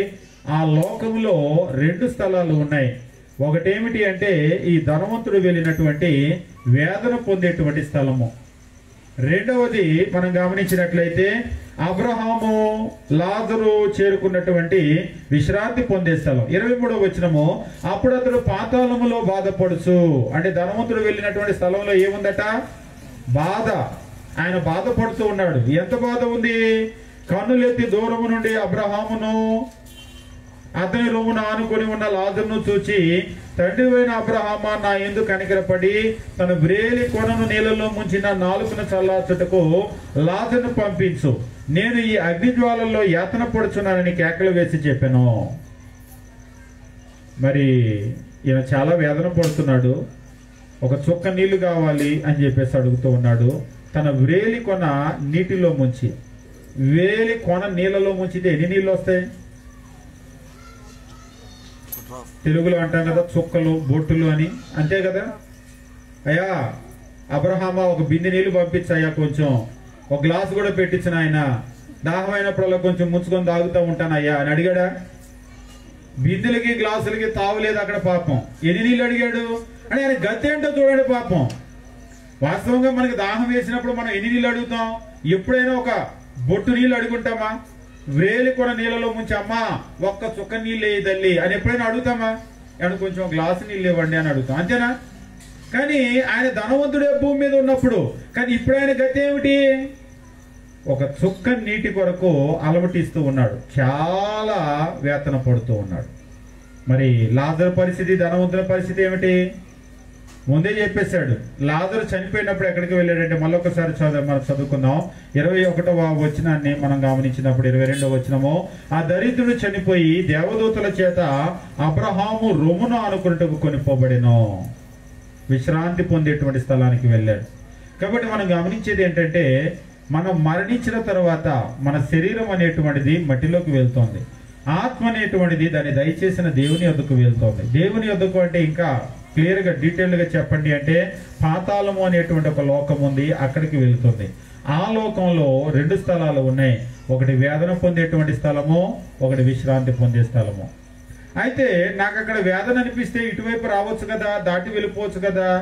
ఒకసారి మీకు కష్టంగా ఉందనుకోండి, ఏం చేస్తారు? కొంతమంది పిల్లలు స్కూల్లో కష్టంగా ఉంటే స్కూల్ ఎక్కొట్టి వచ్చేస్తారు. పని కష్టంగా ఉందంటే పని మానేసి వచ్చేస్తారా? ఎక్కడైనా కష్టంగా ఉందంటే మానేసి ఆ స్థలం నుంచి ఎక్కడైతే బాగుంటుందో ఆ స్థలానికి వెళ్ళిపోతూ ఉంటారు. ఇక్కడ కూడా అటువంటి అవకాశం ఉందా? అయ్యా పంపించయ్యా అని చెప్పేసి అంటూ ఉంటే అక్కడ ధనవంతుడు చెప్తూ ఉన్నాడు 26వ వచనము, అంతేకాక ఇక్కడ నుంచి మీ యొద్దకు దాటగోరు వారు దాటి భుజాలకు కొండునట్లునో, అక్కడి వారు మా యొద్దకు దాటి రాజ్యాలకు కొండునట్లునో మాకు మీకు మధ్య మహాగాధం ఉంచబడి ఉన్నదని చెప్పాను. అయ్యా కొంచెం వ్రేలి కొన నీళ్ళలో ముంచి లాజర్ని పంపించయ్యా అని చెప్పేసి అంటే, నాయన లాజర్ అక్కడికి రావటానికి కుదరదు. ఎందుకు కుదరదు? మీ దగ్గర వాళ్ళు ఇటువైపు రావడానికి లేదు, ఇటువైపు వాళ్ళు అటువైపు రావడానికి లేదు. ఉదాహరణకు మీరు ఊహించుకోండి, ఒకే కుటుంబంలో ఉన్నటువంటి అన్నదమ్ములు లేదా తల్లిదండ్రులు పిల్లలు, దేవుణ్ణి నమ్మి దేవునికి లోబడి జీవించిన వాళ్ళు, దేవుణ్ణి నమ్మి లోబడకుండా జీవించే వాళ్ళు ఒకే ఇంట్లో ఉన్నారనుకోండి. మరణించే వరకు వాళ్ళ ఇంట్లో కలిసి ఉండొచ్చేమో కానీ మరణించిన తర్వాత వాళ్ళ స్థలాలు వేరైపోతాయి. ఏమైపోతాయంటే, ఎవరైతే దేవునికి లోబడి దేవుడు చెప్పినట్లుగా జీవించారో వాళ్ళు ఆ విశ్రాంతి పొందేటువంటి స్థలానికి వెళ్తారు. భూమి మీద వాళ్ళకి డబ్బు ఉండొచ్చు, ఉండకపోవచ్చు. కానీ ఈ భూమి మీద మనం ఎంత డబ్బు ఉన్నా, ఎంత ఆస్తి ఐశ్వర్యం ఉన్నా, ఎంత జ్ఞానం ఉన్నా, దేవునికి లోబడకుండా కనుక జీవించినట్లయితే వేదన పొందేటువంటి స్థలానికి వెళ్తాం. అక్కడి నుంచి ఇటు, ఇక్కడి నుంచి అటు ఒకవేళ తప్పించుకోవాలంటే కుదురుతుందా అంటే? ఎందుకు ఈ విషయం చెప్తున్నానంటే, కొంతమంది అటువంటి ఆలోచన కూడా చేస్తూ ఉంటారు. మీరు పర్గెటరీ అని చెప్పేసి ఒక థియరీ విని ఉంటారేమో, క్రైస్తవ్యంలో ఉంటుంది పర్గెటరీ అని చెప్పేసి. అంటే మేలు చేసిన వాళ్ళేమో ఇటువైపు పరలోకానికి వస్తారని, ఈ కీడు చేసిన వాళ్ళేమో భక్తిహీనులు అటువైపు వెళ్తారని. కొంతమందికి అంటే మీరు ఒక్కొక్కసారి కాటా అని అంటారు కదా, అంటే ఇది వెయింగ్ మిషన్, కాటా ఏమంటారు? తూకం ఉంటుంది కదా, తూకం ఇలా చూసేటప్పుడు బరువు ఉంటే ఇటు దిగుతుంది, బరువు లేకపోతే పైకి వస్తుంది, అంతే కదా. ఒకవేళ 2 సమానంగా ఉంటే అటు దిగదు ఇటు దిగదు, అంతే కదా. మొగ్గు అని చెప్పేసి అంటారు మాకు తెలుగులో, అయితే ఇక్కడ ఏమంటారు కానీ ఇటు ఇటు ఎటు చూపించదు, అది అట్లా సమానంగా ఉంటుంది. నేను ఎందుకు ఈ విషయం చెప్తున్నానంటే, ఒకవేళ మన నీతి క్రియలు కనుక ఎక్కువైతే కొంతమంది అనుకుంటారంటే మనం చేసినటువంటి భక్తిహీనమైనటువంటి చెడ్డ క్రియలు, మన నీతి క్రియలు, ఈ రెండింటినీ దేవుడు తూకమేస్తాడు. ఒకవేళ నీ నీతి క్రియలు ఎక్కువగా కనుక ఉంటే నువ్వు పరలోకానికి వెళ్తావు. ఒకవేళ నీ పాడు పనులు ఎక్కువగా ఉంటే, దుష్టక్రియలు ఎక్కువగా ఉంటే నువ్వు నరకానికి వెళ్తావు. అలా లేకుండా ఇలా లేకుండా 2 సమానంగా ఉంటే అంటాడు ఒక ఆయన. అప్పుడేం చేస్తావు? అటు ఇటు ఎటు పంపడట. పర్గెటరీ అని చెప్పేసి ఒక మధ్యస్థ స్థలం ఉంటుంది, అక్కడ పంపిస్తాడట. ఆ మధ్యస్థ స్థలంలో వాళ్ళు వెయిటింగ్ లిస్ట్ లో ఉంటారంట. ఈ వెయిటింగ్ లిస్ట్ లో ఉన్న వాళ్ళకి ఇప్పుడు నా నీతి క్రియల్లో కొన్ని నీతి క్రియలు కనుక వాళ్ళకి అప్పిచ్చాను అనుకోండి, అప్పుడేమవుతారు వాళ్ళు? వాటిని బట్టి దేవుడు వీళ్ళని పరలోకానికి పంపిస్తాడనేటువంటి ఒక థియరీ ఉంది. అటువంటి థియరీని నమ్మి మోసపోవద్దని చెప్పేదానికే ఇది చెప్పేదన్నమాట. అంటే కొంతమంది ఉంటారు, ఇప్పటికి కూడా మీరు కనుక మత సంబంధమైన లోకంలో కనుక చూసినట్లయితే, ఒకసారి ఒక ఆయన అడిగాడు, మనం దేవుడికి ప్రార్థన చేస్తాం, న్యాయం అది, దేవుడిని సహాయం చేయమని. మీరు కొన్ని సంఘాల్లో కనుక చూసినట్లయితే చచ్చిపోయిన సెయింట్స్ కి ప్రార్థన చేస్తారు. చూసారు ఎక్కడైనా? సెయింట్స్ అని అంటారు. ఎందుకు వాళ్ళకి ప్రార్థన చేస్తారని ఎప్పుడైనా అడిగారా? పరిశుద్ధులకి వాళ్ళ సమాధి దగ్గరికి వెళ్ళి వాళ్ళ దగ్గర ప్రార్థన చేస్తూ ఉంటారు. ఎందుకు ఆ ప్రార్థన? వాళ్ళు ఆల్రెడీ సెయింట్స్ కాబట్టి, అంటే పరిశుద్ధులు, చాలా పరిశుద్ధమైన జీవితం జీవించారు కాబట్టి, అమ్మా నీ జీవితంలో 4 క్రియలు ఎప్పుడైనా నేను అలాంటి ఆ పరగట్రిలోకి వెళ్తే తల్లి నీ క్రియలు 4 నాకు ఇచ్చిన అన్నట్టు పంపించు. నాయన నీ దగ్గర చాలా నీతి క్రియలు ఉన్నాయి కదా, నీ క్రియలు 4 నాకు ఇచ్చిన అన్నట్టు పంపించు అని వాళ్ళ క్రియలను అడుక్కునే అప్పు అన్నమాట అదంతా కూడా. కానీ అటువంటి దానికి ఇక్కడ తావు లేదు బైబిల్లో. మీరు గమనించండి, అక్కడ ఏమంటున్నాడంటే 2 స్థలాలు ఉన్నాయి. ఒకటి విశ్రాంతి పొందే స్థలము, 2 వేదన పొందే స్థలము. మధ్యలో ఒక మహా అగాధం ఉంది. అటు వాళ్ళు ఇటు గాని ఇటు వాళ్ళు అటు గాని దాటి రావటానికి అవకాశమే లేదు. అంటే ఒకసారి గనక మనము వేదన పొందే స్థలంలోకి వెళ్ళాము అంటే ఏ పరిశుద్ధుల నీతి క్రియలు కూడా మనల్ని మార్చలేవు. ఇంకొక విషయం నేను చెప్పి ముందుకు వెళ్ళిపోతాను. ఈ భూమి మీద ఉన్నప్పుడే మనము ఆ విశ్రాంతి పొందే స్థలానికి వెళ్ళాలి అంటే ఏం చేయాలి అని కొంతమంది అడుగుతారు. చాలా సింపుల్. ఇల్లు సంపాదించాలంటే ఏం చేయాలి అంటే చాలా లక్షలు కావాలి, కోట్లు కావాలి, ఆస్తులు పాస్తులు సంపాదించాలంటే చాలా కావాలి. కానీ రక్షణ సంపాదించాలి అంటే ఎంత సింపుల్ అంటే, అది పరలోకంలో స్థలం కావాలంటే ఎంత సింపుల్ అంటే, మార్కు సువార్త 16వ అధ్యాయం 15-16 వచనాలు. ₹1 బిల్ల ఖర్చు కూడా లేకుండా రక్షణ అనేటువంటి దేవుడు ఉచితంగా ఇస్తూ ఉన్నాడు. మార్కు సువార్త 16వ అధ్యాయం 15-16 వచనాలు. దేవుని వాక్యం ఏం తెలియజేస్తుందంటే, మీరు సర్వలోకమునకు వెళ్లి సర్వ సృష్టికి సువార్త ప్రకటించండి, నమ్మి బాప్తిసం పొందినవాడు రక్షింపబడు. సువార్త ప్రకటిస్తే నమ్మి బాప్తిసం పొందినవాడు రక్షించబడతాడు. చెప్పిన దేవుని వాక్యం నమ్మటానికి ఎంత ఖర్చు అయింది? మరి ఎంత కష్టమైన పని? చెమటలు పడతాయి ఏమైనా? చెమటలు పట్టే పని లేదు, కష్టమైన పని లేదు, ₹1 ఖర్చు అయ్యే పని లేదు. నమ్మటం. మరి బాప్తిసం పొందటం, కొంతమంది అనుకుంటారంటే బాప్తిసానికి కొత్త బట్టలు కావాలి కదా అని. కొత్త బట్టలతో పని ఏమి లేదు. కొంతమంది టవల్ తీసుకొని వస్తాను, అవి తీసుకొని వస్తా, ఇవి తీసుకొని వస్తాను. వాస్తవంగా వాటన్నిటితో పని లేదు. అదంతా ఆప్షనల్. కావాలంటే తెచ్చుకోవటం. అదే బట్టలతో మునిగి అదే బట్టలతో బయటికి రాకూడదా? అలా బయటకు వచ్చి ఆరిపోయినటువంటి వాళ్ళు కూడా ఉన్నారు. ఇంటికి వెళ్తూ అలాగ ఆరిపోయినటువంటి వాళ్ళు. బైబిల్లో కూడా ఐథియోపియా నుంచి వచ్చినటువంటి ఒక నపుంసకుడు తిరిగి ఐథియోపియాకు వెళ్తూ ఆయన రథంలో ఇదిగో నీళ్లు ఆపే రథం, నాకు బాప్తిసం ఇవ్వడానికి ఆటంకం ఏంటి? నో కొత్త బాటలు, అక్కడ నో టవల్, నో సోప్, ఏమి లేవు. అలా వెళ్ళాడు, నెలలో మునిగాడు, బాప్తిసం పొందాడు. కాబట్టి రక్షింపబడటం అనేటువంటిది ఎంత సులభమైనటువంటి ప్రక్రియ అంటే, నయమాను కూడా, మీకు పాత నిబంధనలో ఒక కుష్ఠరోగి ఉన్నాడు, నీటిలో మునిగి శుద్ధుడు కమ్మడం బహు సులభము కదా. ఎంత సులభంగా పెట్టాడో చూడండి దేవుడు మన రక్షణ. కానీ ఈరోజు రక్షింపబడటం మానవులకి చాలా కష్టం అయిపోయింది. ఏమో ఇంకా ఆలోచన చేస్తున్నామంటే, ఇప్పుడు కాదులేండి బాప్తిసం తర్వాత అంటారు. ఎందుకు తర్వాత? నీకేమైనా ఖర్చు అయిద్దా? పోనీ నీకేమైనా ఇబ్బందా? చెమటలు పడతాయా? కష్టపడాలా? ఏమైనా ఇబ్బందా? ఏమి ఇబ్బంది లేదు. కాబట్టి ఈరోజు మనము రక్షణ సంపాదించడం అనేది చాలా సులభమైన ప్రక్రియ.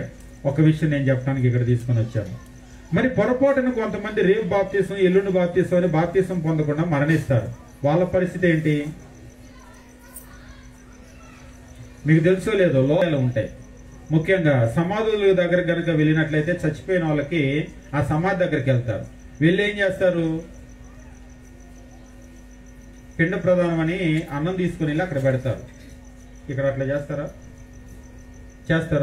మా దగ్గర అయితే ఇంకేం చేస్తారో తెలుసా? ఒకవేళ వాళ్ళకి బీడీ తాగే అలవాటు ఉంటే ఒక బీడీ కట్ట పెడతారు.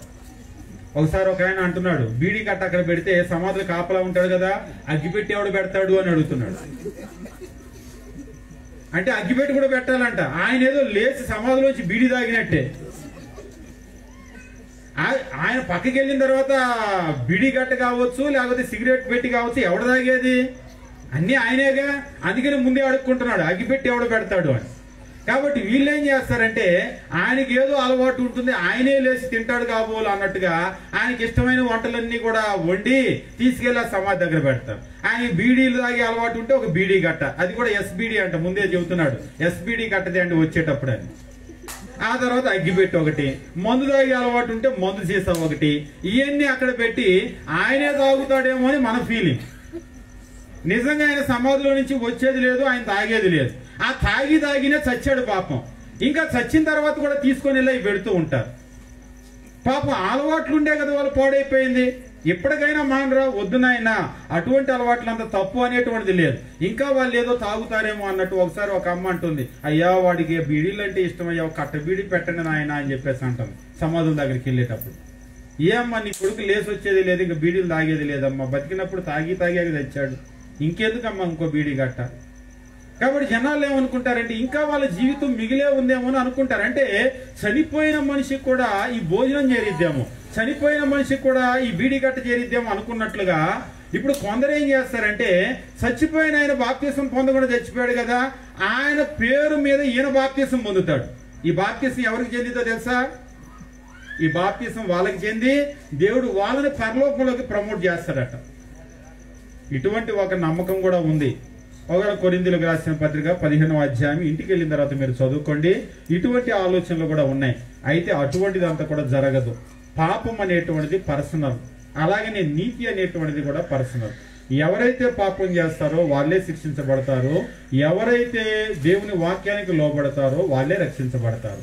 అంతేగాని నేను బాప్తిసం పొందానని నా ఇంట్లో వాళ్ళకి ఎట్టి పరిస్థితుల్లో రక్షణ దీవెన రాదు. ఒకవేళ నేను పాపం చేశానని నా ఇంట్లో వాళ్ళకి ఎట్టి పరిస్థితుల్లో నరకం అనేటువంటి దేవుడు ఇవ్వడు. కాబట్టి కుటుంబంలో ప్రతి ఒక్కరూ కూడా పరలోకానికి వెళ్ళాలి అంటే ప్రతి ఒక్కరూ కూడా రక్షించబడవలసింది అవసరం. ఎంత ధనం ఉన్నా గానీ ధనం మనల్ని పరలోకానికి చేర్చదు. అందుకే ఈ విషయాన్ని చెప్తున్నాను. ధనవంతుడు ఒకడు ఉన్నాడు, భూమి మీద చాలా ఆస్తి ఉంది, ఊదా రంగు వస్త్రాలు, సన్నపు నార బట్టలు, రోజు సుఖపడ్డాడు. కానీ ఆ ఆస్తి ఆయన్ని పరలోకానికి చేర్చలేదు, ఆయన సుఖమైంది పరలోకానికి చేర్చలేదు. భూమి మీద ఉన్నప్పుడు అంత ఆస్తి ఉంది కానీ నేను చనిపోయిన తర్వాత ఏంటని ఎన్నడూ ఆలోచన చేయలేదు. కానీ మన భాషలో చెప్పాలంటే అతిగతి లేనుడు ఉన్నాడు కదా లాజరు. భూమి మీద ఆయనకి ఇల్లు లేదు, వాకిలు లేదు, కుటుంబం లేదు, ఆరోగ్యం లేదు, ఆస్తిపాస్తులు లేవు, ఏమీ లేవు. కానీ రాబోయేటువంటి జీవితం మీద ఆలోచన మాత్రం ఉంది. ఇక్కడ ఉండగానే దేవునికి లోబడ్డాడు. అక్కడికి వెళ్ళిన తర్వాత ఈ భూమిని దాటిన తర్వాత అబ్రహాము రొమ్మున అనుకోవటానికి దేవదూతల చేత కొనుక్కోబడ్డాడు. కాబట్టి రాత్రికాల సమయంలో మనమందరం కూడా సుందరరాజు గారిని గురించి ఈ కూడికలో మనం కూడుకున్నప్పుడు మనం జ్ఞాపకం చేసుకోవాల్సినటువంటి విషయం ఏమిటంటే ప్రలాపించేటువంటి ఇంటికి వెళ్ళటం మేలు. ఎందుకంటే మరణం అందరికీ వస్తుంది కాబట్టి బ్రతికి ఉన్నటువంటి మనం మనసును పెడతాం, ఏదో ఒక రోజు నేను కూడా భూమిని దాటుతాను, దాటిన తర్వాత నా పరిస్థితి ఏంటి, ధనవంతుడిలాగా ఉంటానా, లాజర్ లాగా ఉంటానా, ఎక్కడికి నేను చేరబోతున్నాను. భూమి మీద మనకి ఎంత ఆస్తి ఉందనేటువంటి నథింగ్ డూయింగ్. ఇక ఆ రోజు మాట్లాడటానికి లేదు, అయ్యా మేము ఇలా అనుకోవటానికి లేనే లేదు. అక్కడికి వెళ్ళిన తర్వాత అడిగాడు, ఒక చుక్క నీళ్ళు అయ్యా అని. అబ్రహాం అన్నాడు, నాయన సారీ, ఇటోళ్ళు అటు అటోళ్ళు ఇటు రావటానికి లేదయ్యా, కాబట్టి మేమేమి ఇవ్వలేము. ఇక ఆయనకు అర్థమైపోయింది, అయితే నా పరిస్థితి ఇంతేనా అని. అప్పుడు ఆయన చేసిన రెండో రిక్వెస్ట్ ఏంటో తెలుసా? ఒకసారి మనం చదువుకొని ముగించేసుకుందాం. లూకా సువార్త. ఇక ఆయన పరిస్థితిలో మార్పులు చేర్పులు ఏమి ఉండవు అనేటువంటిది అర్థమైంది. అర్థమైతే 27వ వచనము, అప్పుడు అతడు తండ్రి అలాగైతే నాకు 5 సహోదరులు ఉన్నారు. లూకా సువార్త 16వ అధ్యాయము 27వ వచనం. ఇక ఆయన పరిస్థితి మారదనేది ఆయనకు అర్థమైంది. తండ్రి నాకు అలాగైతే 5 సహోదరులు ఉన్నారు, వారును ఈ వేదనకరమైన స్థలానికి రాకుండా వారికి సాక్ష్యమిచ్చుటకై నా తండ్రి ఇంటికి వాడిని పంపాలని నేను వేడుకుంటున్నాను. అయ్యా నాకు 5 సహోదరులు ఉన్నారు, అన్నదమ్ములు, వాళ్ళు కూడా నాకులాగా పనికిమాలిన వాళ్ళనయ్యా, చస్తే వాళ్ళు కూడా ఇక్కడికే వస్తారు, దయచేసి ప్లీజ్ వాళ్ళు ఇక్కడికి రాకుండా ఉండాలంటే ఇదిగో ఈ లాజర్ని పంపించి కొంచెం వాళ్ళకి చెప్పించు, అక్కడికి వెళ్తే అట్లా ఉంటుందయ్యా, దయచేసి ఇక్కడే మారండి అని చెప్పించు అని చెప్పేసి ఒక రిక్వెస్ట్ పెట్టాడు. రెండో రిక్వెస్ట్, పోనీ అదైనా గ్రాంటెడ్ అయిందా, అంగీకరించాడా దాన్నైనా? పోనీలే వాక్యమే కదా చెప్పమంటున్నాడు అని పంపించాడా? పంపలేదు. ఉదాహరణ మీరు గమనించండి, మీరే వెళ్ళారు, మీ ఇంట్లో మీ అమ్మనో నాన్నో తాతనో సమాధి చేసి వచ్చారు. అక్కడికి వెళ్ళిన తర్వాత చాలా వేదనగా ఉంది, ఇలా వేదనగా ఉంటదమ్మా నువ్వు రావద్దని చెప్పడానికి మళ్ళీ బయలుదేరి మన వెనకాలే ఇంటికి వచ్చాడు. పోనీ మనకంటే ముందే వచ్చాడు. మన ఇంట్లో కాలు కడుక్కొని వెళ్ళేసరికి మంచం మీద కూర్చొని రా తల్లి నీకోసమే వచ్చారా అన్నాడు. ఏమంటాం మనం? అయ్యయ్యో నా కోసమే వచ్చావా అని చెప్పేసి గబగబా లోపలికి వెళ్తామా? నీకోసమే వచ్చా రానగానే కెవ్వని కేకేసి అక్కడి నుంచి పరుగు, అంతే కదా. రామ్మ రామ్మ అని ఆయన వెనకాల వచ్చాడు అనుకోండి, ఇక అంతే గుండెలాగా అక్కడే దాస్తాం, దెయ్యం పోతాం, అంతే కదా. నిజంగా వచ్చినా నమ్మం మనం, అటువంటి అవకాశం లేదు అక్కడ. ఈయనేం అడుగుతున్నాడు? చచ్చిపోయిన ఆయన పంపించంటే చెప్తున్నాడు అబ్రహాము, నాయన అలా కుదరదు. ఒక్కసారి అక్కడికి వెళ్ళిన తర్వాత మరలా తిరిగి రావటం కుదరదు. ఎందుకు ఈ విషయం చెప్తున్నానంటే, మరి ఇది టౌన్ కాబట్టి అలాంటి నమ్మకాలు ఉండవేమో కానీ పల్లెటూరులో చచ్చిపోయిన వాళ్ళు మళ్ళీ తిరిగి వస్తారనే పెద్ద నమ్మకం. బతికున్న వాళ్ళకి భయపడ్డ, ఎంత పెద్ద పైలువానైనా రాడి వాడో పెద్ద రౌడీనా రాని నేను చూసుకుంటా అంటాడు. కానీ చచ్చిపోయినోడు బలహీనుడైనా ఇలా ఉప్పంటే ఊగే కింద పడేవాడైనా చచ్చిపోయాడంటే మాత్రం భయపడతాడు. అదిగో వాడు చచ్చిపోయి ఇక్కడే తిరుగుతున్నాడు తెలుసా అంటే మాత్రం భయపడతాడు. బతికుంటే ఎంత పైలువానికి కూడా భయపడరు, కానీ చచ్చారంటే మాత్రం వాడు ఎంతో బలహీనుడైనా భయపడతారు. కానీ నిజం ఏంటంటే, ఒకసారి చనిపోయి భూమి దాటినటువంటి ఆత్మ మరలా తిరిగి భూమి మీదకి రావటానికి అవకాశమే లేదు. అక్కడ చెప్పేస్తున్నాడు అబ్రహాం. తర్వాత వచనంలో కనుక మనం గమనించినట్లయితే ఇక్కడ చెప్తూ ఉన్నాడు 29వ వచనము, అందుకు అబ్రహాము వారి యొద్ద మోషేయు ప్రవక్తలు ఉన్నారు, వారి మాటలు వినవలనని అతను చెప్పగా. ఎవరున్నారంటే అక్కడ? అంటే మోషే ప్రవక్తలు అంటే మోషే బ్రతుకున్న కాలం ఏమో అని కొందరు అనుకుంటారు. మోషే అంటే మోషే ధర్మశాస్త్రం, ప్రవక్తలు అంటే ప్రవక్తల మాటలు, అంటే పాత నిబంధన దేవుని మాటలు ఉన్నాయి కదా, అవి వినాలయ్యా అని అంటున్నాడు. అంటే చచ్చిన వాళ్ళు బతికొచ్చి చెప్పడం కుదరదు, ఆల్రెడీ భూమి మీద ఉన్న దేవుని వాక్యం ప్రకటించబడుతుంది, దాన్ని వినాలి. అయ్యయ్య అట్లా అనబాకు, మేము ఉన్నాం కదా, దేవుడి వాక్యం వినే రకాలు కాదు, మా సోదరులు కూడా వినే రకాలు కాదు, చచ్చిపోయినోడు వచ్చి చెప్తే వింటాడయ్యా అని అంటున్నాడు. అప్పుడు అబ్రహాం చెప్పినటువంటి మాట ఏమిటంటే 30వ వచనము, అతడు తండ్రివైన అబ్రహామా అలాగనవద్దు, మృతుల్లో నుంచి ఒకడు వారి యొద్దకు వెళ్ళిన యెడల వారు మారు మనసు పొందుతారని చెప్పారు. దేవుని వాక్యం చెబితే మారయ్యా మా వాళ్ళు, చచ్చినోడు లేసి చెప్తే గాని మారు మనసు పొందుతారు అని అంటున్నాడు. అంటే అందుకు 31వ వచనం, అందుకు అతడు మోషేయు ప్రవక్తలు చెప్పిన మాటలు వారు వినని యెడల మృతుల్లో నుండి ఒకడు లేచినో వారు నమ్మరని అతను చెప్పాను. దేవుని మాటలే నమ్మడోడు చచ్చిపోయి ఒకడు లేచి వచ్చినా నమ్మడు, దెయ్యమని పరిగెడతాడు తప్ప ఆహా అలాగా అయితే అట్లా ఉందన్నమాట అక్కడ పరిస్థితి, అంటే ఇక్కడే మారాలన్నమాట అని జాగ్రత్త పడతాడా? పొరపాటున పాటు. కాబట్టి దేవుని మాటలే నమ్మలేదంటే ఇక చచ్చినోడు లేచి వచ్చినా నమ్మే పరిస్థితి లేదు. కాబట్టి ఒక మనిషి మారాలి అంటే దేవుని మాటలు. మరణించిన తర్వాత ఏం జరుగుతుంది అనేటువంటిది క్రీస్తు ప్రభు చాలా స్పష్టంగా చెప్పాడు. ధనం అనేటువంటిది మనల్ని పరలోకానికి చేర్చదు. మరి ఏమిటి అంటే దేవుని యందు విశ్వాసం, దేవుని వాక్యాన్ని విని విశ్వసించి మారు మనసు పొంది యేసు దేవుని కుమారుడని ఒప్పుకొని నీటిలో మునిగే బాప్తిసం. ఇందులో దేనికి ₹1 ఖర్చు అవ్వదు.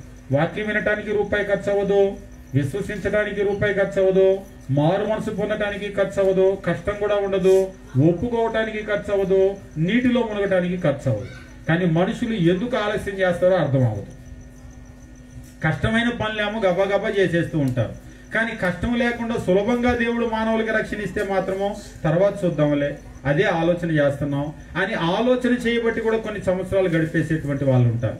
కాబట్టి ఈ సందర్భంలో మీ అందరికి కూడా తెలియజేసేటువంటి విషయం ఏమిటంటే, మనిషి భూమి మీద జీవించేటప్పుడు చాలా ఖర్చు పెడుతూ ఉంటాడు ఇంకా కొంతకాలం బ్రతకటానికి. కానీ ఎంతకాలం బ్రతికినా భూమిని దాటేటువంటి వాళ్ళమే మనం అందరం కూడా.